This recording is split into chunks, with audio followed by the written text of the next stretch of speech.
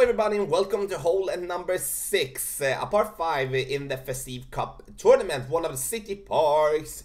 The video here is sponsored by Golf Clash and Playdemic, so let's go. Here we do have some tailwind, and then we can actually play it in kind of like in two ways in my opinion. We either gamble a little bit with a drive, try to go max overpower, going on the right side, trying to gain as much distance as possible, because even if we get into the rough over this first part of fairway, then we're going to be able to reach for the green in two. But if we do mess up our drive and we go into the rough now in the beginning, then we're going to have a big problem for a second shot to the green.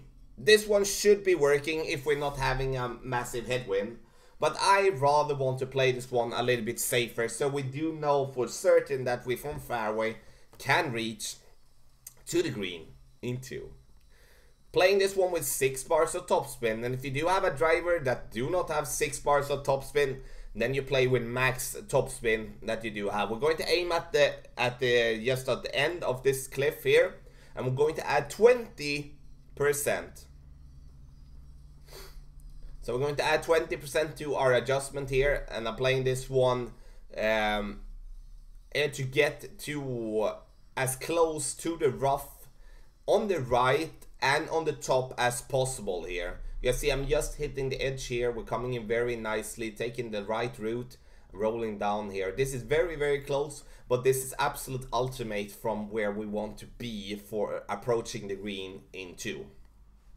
And you know, there is, with straight tailwind, I do believe we're going to see many players going to try to go as far as possible with a berserker ball or a snow globe ball, trying to put themselves up for a short iron or a long iron towards the pin. And of course, then that's going to be it. But in a guide like this, when we don't know the tournament, when we don't know the tournament wind, we do want and we do need to try to cover all the angles on how to play this hole. And I like playing on the left side as I did there to gain myself that position for the second shot. Have in mind the elevation adjustment, so we do adding those 20% from the position we are at, and not like.